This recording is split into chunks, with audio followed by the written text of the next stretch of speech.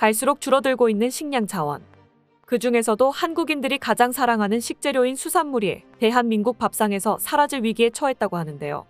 그런데 한국의 새로운 밥줄이 되어줄 수자원의 보고들이 아무도 손대지 않은 상태로 한국의 손길이 닿기만을 기다리고 있다고 합니다.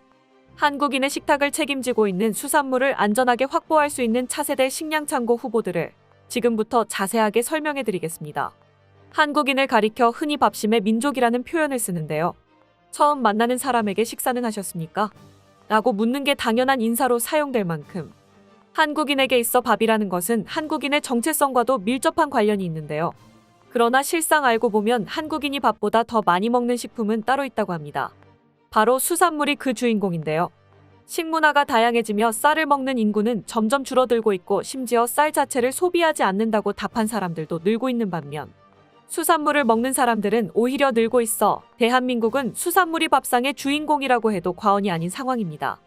UN 식량농업기구가 발간한 세계수산 양식 현황에 따르면 2013년에서 2015년 기준 한국의 1인당 연간 수산물 소비량은 58.4kg으로 세계 주요국 가운데 1위를 기록했습니다. 2000년 조사 당시 36.8kg이었던 것에 비해 60%가 증가했는데요. 한국인들이 누구보다도 해산물을 많이 섭취하고 있는 이유에는 삼면이 바다로 둘러싼 대한민국의 환경이 큰 영향을 미쳤습니다. 풍부한 어족을 바탕으로 여러 요리법을 개발한 덕분에 한국에서는 수산물만 있어도 굶어 죽지 않을 정도로 사시사철 다양한 물고기 요리를 해먹을 수 있습니다. 하지만 이제부터 다양한 수산물을 먹기가 힘들 예정입니다. 통계청에 따르면 2019년 대한민국의 연근의 어업 생산량은 2018년에 비해 98,276톤이 줄었다고 합니다. 고등어를 비롯해 멸치, 갈치 등 주요 어종이 크게 감소한 것이죠. 원양어업을 통해 보충하는 수산물 생산량도 감소했습니다. 2019년 원양어업 통계조사 보고서를 보면 한국 원양어업 생산량이 2018년 66만 9,140톤에서 2019년 46만 2,125톤으로 20만 톤 가까이 준 것을 알 수 있는데요. 전 세계적인 환경 오염과 무분별한 남획으로 인해 어종이 줄어든 것이 가장 큰 원인입니다. 이정삼 한국해양수산개발원 실장은 언론 인터뷰를 통해 이제 연근의 어업 생산량은 100만 톤을 넘기 어렵다고 말할 정도로 줄어든 수산물 시장의 상황을 받아들여야 한다고 언급했죠. 한국인들 입장에서는 주식을 잃어버릴 상황에서 새로운 해산물 공급처를 찾아야 할 필요가 있는데요. 그런데 다행히도 안정적으로 수산물을 확보할 수 있는 새로운 방법이 있다고 하는데요. 대한민국의 새로운 식량 창고가 될 바다들에 대해 자세히 알아보도록 하겠습니다. 우선 살펴볼 바다는 내륙에 위치한 바다 이시쿨 호수입니다. 해발 1600m에 위치한 이시쿨호는 이름은 호수이지만 수평선이 보일 정도로 거대한 염수호로 길이는 무려 177km에 폭은 57km, 평균 깊이 279m로 바다나 다름없는 크기를 가지고 있습니다. 세계적인 피서지임과 동시에 최근에는 해양 오염에서 유일하게 안전한 바다로 각광받고 있습니다. 이시쿨호는 풍부한 어족을 가지고 있으며 이곳에서 서식하는 곤들메기는 한 마리에 12kg에서 14kg이나 나갈 정도로 크게 자라납니다. 또한 이시쿨호가 위치한 키르기스스탄은 2020년대부터 한국과의 경제적 교류가 활발해지고 있는 국가로 수산물 소비량이 많은 한국과의 수산물 무역을 성사시킬 수 있다면 양국 모두에 큰 이득이 되는 딜이 될 수 있습니다. 한국에서 주목하고 있는 또 다른 바다는 유럽의 북해입니다. 영국을 비롯해 노르웨이, 덴마크, 핀란드 등 북유럽 국가들의 풍부한 식량 공급처가 되어주는 곳이 바로 북해인데요. 북극과 가까우면서 거친 해류가 맴도는 이곳은 전 세계에서도 손꼽히게 어족이 풍부한 바다로 알려져 있는데요. 가장 대표적인 어족은 대구와 청어로 북유럽에는 이 청어로 만든 발효 음식, 수르스트레밍이 있을 정도로 많은 고기를 낚아 올렸었습니다. 특히나 북해에는 한국인들이 즐겨 찾는 어족이 풍부한데요. MZ세대 사이에서 열풍이었던 연어의 자생지이자 술안주로 아주 인기인 골뱅이를 대량으로 잡을 수 있는 바다입니다. 특히 골뱅이의 경우 현지인들이 즐기지 않는 재료이기에 수많은 골뱅이들이 버려지거나 썩는 일이 있었다고 합니다. 하지만 최근 들어 한국인들이 골뱅이를 즐겨한다는 소식이 퍼지면서 북해의 골뱅이는 놓쳐서는 안 될 귀한 몸이 되었죠. 북해에서 잡히는 골뱅이는 겨울이 시즌으로 이 시기에 잡히는 골뱅이의 90%는 영국과 아일랜드에서 잡혀서 한국으로 보내지는데요. 연간 5,000톤에 달하는 양이 북해에서 잡힌다고 합니다. 한국에서는 먼 바다까지 나가야 잡히는 것에 비해 북해에서 잡히는 골뱅이의 경우 100에서 300m 수심에서도 잡힌다고 합니다. 그네에서 잡히기에 큰 어려움 없이 많은 양을 수확할 수 있다고 하죠. 북해의 바다는 차갑기에 이곳 골뱅이들은 식감이 쫄깃쫄깃하다는 특징을 지니고 있습니다. 동해안에서 잡히는 골뱅이에 비해 1.5배 크고 알이 튼실한 것도 주목할 만한 특징인데요. 한국에서 90%를 소비한다고 하는 골뱅이는 최근 영국에서도 그 쓰임새에 주목하고 있다고 합니다. 전통적으로 골뱅이의 생김새를 싫어하던 영국인이 골뱅이의 식감과 영양에 주목을 하는 것이죠. 한국 영화나 드라마에서 골뱅이를 조리해 먹는 모습이 한류를 타고 퍼지면서 영국에서도 맛 좋은 식재료로 주목을 받게 된 것입니다. 아일랜드에서 나오는 전갱이와 홍합, 랍스터도 주목할 만한 어족인데요. 이 중에서 전갱이의 경우 기름이 풍부해 구웠을 때 나오는 풍부한 맛이 한국에서 나오는 전갱이보다 더 뛰어나다고 합니다. 이렇게 다양한 어족이 있는 북해는 향후 수백 년은 유지될 수 있는 어장으로 한국인들만이 먹는 수산물을 지속적으로 공급받을 수 있을 것입니다. 지중해 역시 한국에 있어 떠오르는 식량 창고라 할 수 있는 바다인데요.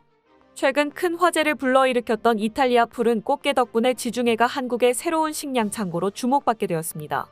이탈리아는 꽃게를 먹는 식문화가 없는 국가로 그동안 어망에 꽃게가 걸리면 폐기하곤 했었습니다. 그런데 최근 이탈리아에서 푸른 꽃게가 엄청난 수로 증식하며 이탈리아 수산시장을 위협하고 있다는 소식이 들려왔는데요. 개체수를 줄이기 위해 꽃게를 잡는 사람에게는 포상금까지 지불할 정도로 이탈리아 정부는 푸른 꽃게와의 전쟁을 선포했습니다. 지구온난화로 인한 지중해 수온 상승으로 꽃게 개체수가 폭발적으로 증가한 것인데요.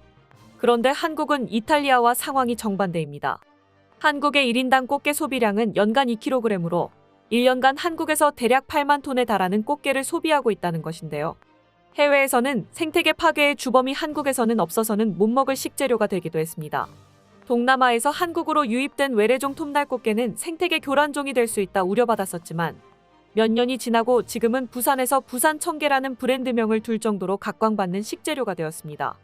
외래종으로 들어온 이 톱날꽃게는 처음에 한국 생태계를 위협하는 종으로 지정될 정도로 경계를 받았었는데요.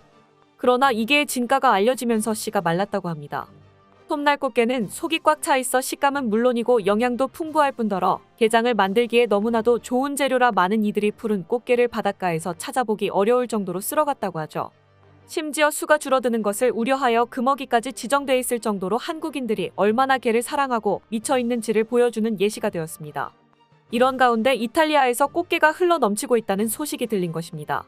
만약 이탈리아의 꽃게를 한국이 지속적으로 수입할 수 있다면 골뱅이와 마찬가지로 안정적인 공급처를 찾게 되는 셈입니다.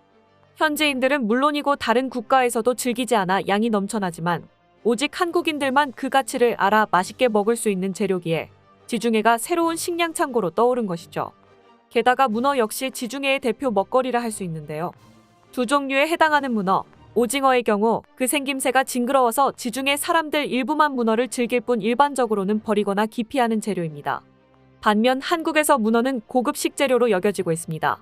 그런데 푸른 꽃게에 이어 이 문어도 한국에 수출될 수 있다고 합니다.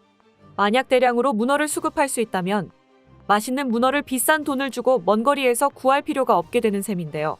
북해와 마찬가지로 지중해는 유럽과 아프리카 사이에 위치해 있다는 점 역시 안정적으로 수산물을 수급받을 수 있는 장소로 각광받는 장소입니다. 마지막은 의외라고 할 수 있는 바다인데요. 바로 대한민국 서해입니다. 서해에는 전 세계 어떤 바다보다 광범위한 갯벌을 가지고 있는 바다입니다. 갯벌의 자정작용 덕분에 환경 오염을 상당히 정화할 수 있다고 하는데요. 5제곱킬로미터 갯벌의 1일 평균 COD 제거량은 국내 하수종말 처리장의 1일 COD 제거량과 맞먹는다고 하죠. COD는 화학적 산소 요구량을 의미하는 단위로 COD가 클수록 물의 오염이 크다는 것을 의미하는데요. 유네스코 세계자연유산으로 등재될 정도로 한국의 갯벌은 그 크기나 자정작용에 있어 세계적인 수준입니다. 그렇기에 서해에서 나오는 수산물은 믿고 먹을 수 있죠. 가장 대표적인 수산물은 바로 김인데요. 현재 미국에서 가장 인기를 끌고 있는 미국 냉동김밥의 재료 역시 대한민국 전남 완도에서 생산하는 김이라고 합니다. 서해 바다에서 자라나는 김의 경우 그 맛과 향이 뛰어나 세계 각지에서 간식으로 먹거나 다양하게 조리해서 먹는 등 이미 한국을 넘어 전 세계가 주목하는 슈퍼푸드입니다. 최근 미국 등지에서 건강식으로 인기를 끌면서 한국 김에 대해 미국 언론이 집중 조명하는 한편 프랑스 언론 르몽드의 경우 한국 김을 가리켜 완벽한 물질이라는 평가를 남길 정도로 한국 김은 한국을 대표하는 수산물이 되었습니다. 지금까지 한국의 새로운 식량 창고가 되어줄 바다들에 대해 알아보았는데요. 10년, 20년 뒤에도 매운탕에 소주 한잔 할 수 있는 일상을 지킬 수 있도록 우리의 노력과 관심이 필요한 시점입니다.